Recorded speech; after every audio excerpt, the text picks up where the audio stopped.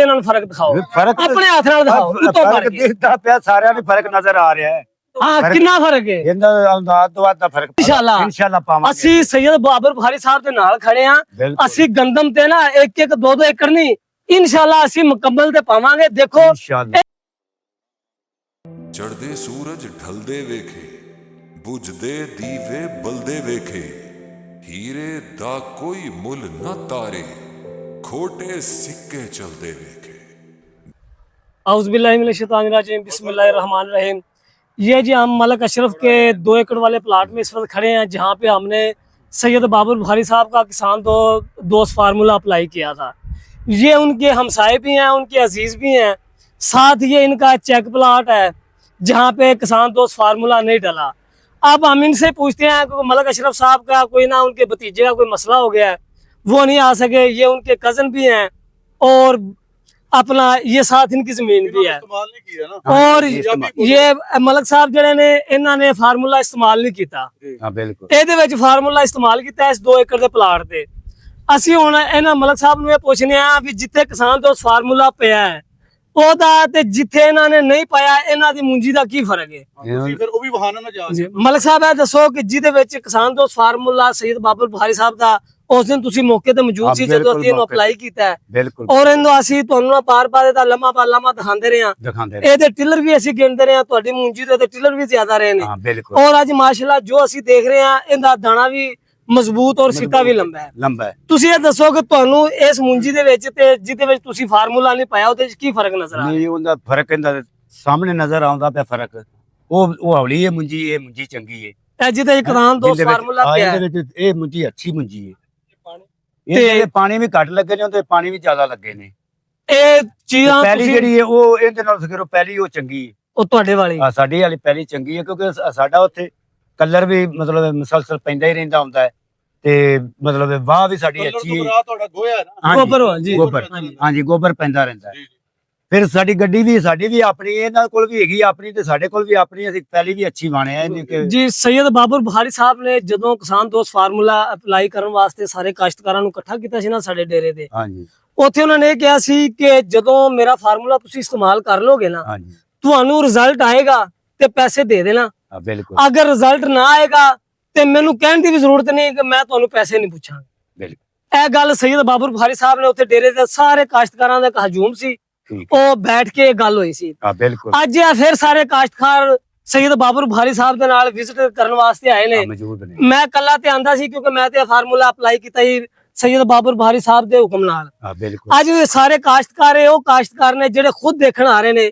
ਇਹਨਾਂ ਨੂੰ ਅਸੀਂ ਪੁੱਛ ਰਹੇ ਹਾਂ ਕਿਉਂ ਜੀ ਇਸ ਮੁੰਜੀ 'ਚ ਜਿੰਦੇ 'ਚ ਫਾਰਮੂਲਾ ਪਿਆ ਹੈ ਤੇ ਜਿਹੜੀ ਮਲਕ ਅਬਾਸ ਵਾਲੀ ਮੁੰਜੀ ਹੈ, ਕੋਈ ਫਰਕ ਨਜ਼ਰ ਆ ਰਿਹਾ ਤੁਹਾਨੂੰ? ਕਿੰਨਾ ਕੁ ਫਰਕ ਨਜ਼ਰ ਆ ਰਿਹਾ?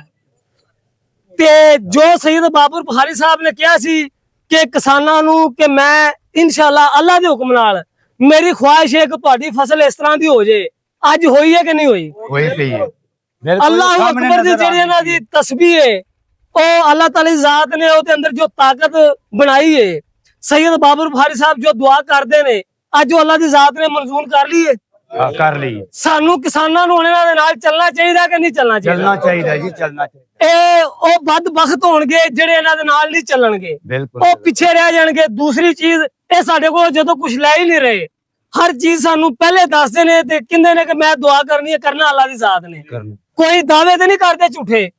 ਜੋ ਇਹ ਦੁਆ ਕਰਕੇ ਕਿਹਾ ਸੀ ਅੱਜ ਹੋ ਗਿਆ। ਬਿਲਕੁਲ। ਦੂਸਰਾ ਆਪਣਾ ਚੋਰੀ ਸਾਹਿਬ, ਅੱਜ ਤੁਸੀਂ ਕੁਦਰਤੀ ਸਾਡੇ ਕੋਲ ਮੌਜੂਦ ਹੋ, ਉਧਰ ਜਾਓ। ਤੁਸੀਂ ਡੇਲੀ ਇੱਥੋਂ ਲੰਘਦੇ ਹੋ। ਅੱਜ ਤੋਂ ਪਹਿਲੇ ਕਦੀ ਐਸੀ ਮੁੰਜੀ ਇੱਥੇ ਹੋਈ ਸੀ? ਨਹੀਂ। ਹੁਣ ਅਸੀਂ ਉਹ ਦੂਸਰਾ ਪਲਾਟ ਦਿਖਾਣੇ ਆ ਜਿਹਦੇ ਵਿੱਚ ਕਿਸਾਨ ਦੋਸਤ ਫਾਰਮੂਲਾ ਅਪਲਾਈ ਨਹੀਂ ਹੁਆ। ਲੋ ਜੀ, ਇਹ ਮਲਕ ਅਬਾਸ ਸਾਹਿਬ ਨਾਲ ਨੇ, ਇਹ ਮਲਕ ਅਸ਼ਰਫ ਸਾਹਿਬ ਦੇ ਕਜ਼ਨ ਨੇ।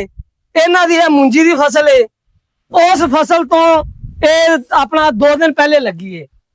ਇਹਨਾਂ ਦੇ ਬਕੌਲ ਹੈ ਕਿ ਮੇਰੀ ਜ਼ਮੀਨ ਉਸ ਜ਼ਮੀਨ ਤੋਂ ਭਾਰੀ ਹੈ।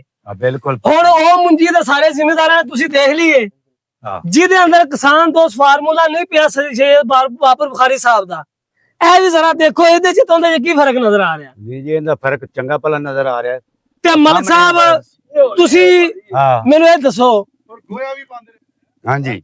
ਜਦੋਂ ਮੈਂ ਇਹਦੇ ਵਿੱਚ ਫਾਰਮੂਲਾ ਪਾਇਆ ਸੀ, ਮੈਂ ਤੁਹਾਨੂੰ ਇਹ ਗੱਲ ਕਹੀ ਸੀ ਕਿ ਮਲਕ ਸਾਹਿਬ ਫਾਰਮੂਲਾ ਪਾ ਲਓ। ਮੁਰਸ਼ਿਦ ਹੋਰਾਂ ਨੇ ਇਹ ਗੱਲ ਕੀਤੀ ਹੈ ਕਿ ਤੁਹਾਨੂੰ ਰਿਜ਼ਲਟ ਨਹੀਂ ਨਾ ਆਵਾਂਗਾ ਮੈਂ ਪੈਸੇ ਨਹੀਂ ਲਾਂਗਾ। ਬਿਲਕੁਲ ਅੱਜ ਤੁਸੀਂ ਪਛਤਾ ਰਹੇ ਹੋ ਕਿ ਨਹੀਂ ਪਛਤਾ ਰਹੇ ਨਹੀਂ ਪਾ ਨਹੀਂ, ਇਹ ਪਛਤਾਉਣ ਵਾਲੀ ਗੱਲ ਇਹ ਵੀ ਉਹਦਾ ਤੇ ਇਹਦਾ ਫਰਕ ਹੀ ਬੜਾ ਹੈ। ਦੂਸਰੀ ਮੈਂ ਤੁਹਾਨੂੰ ਇਹ ਜੇ ਸੈਯਦ ਬਾਬਰ ਬੁਖਾਰੀ ਸਾਹਿਬ ਦਾ ਕਿਸਾਨ ਦੋਸਤ ਫਾਰਮੂਲਾ ਜਿਹਦੇ ਉੱਤੇ ਅਪਲਾਈ ਹੋਇਆ ਹੈ, ਇਹ ਉਹਦਾ ਸਿੱਟਾ ਜੀ।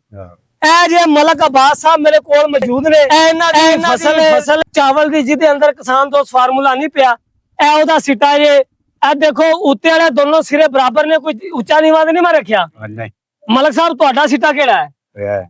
ਆਪੇ ਇਹਦੇ ਬਰਾਬਰ ਕਰਕੇ ਮੈਨੂੰ ਦੱਸੋ ਤੇ ਆਪੇ ਇਹਨਾਂ ਨੂੰ ਫਰਕ ਦਿਖਾਓ, ਫਰਕ ਆਪਣੇ ਹੱਥ ਨਾਲ ਦਿਖਾਓ ਉੱਤੋਂ ਫਰਕ ਕਰਕੇ। ਦਿਖਦਾ ਪਿਆ, ਸਾਰਿਆਂ ਨੂੰ ਫਰਕ ਨਜ਼ਰ ਆ ਰਿਹਾ ਹੈ। ਹਾਂ ਕਿੰਨਾ ਫਰਕ ਹੈ?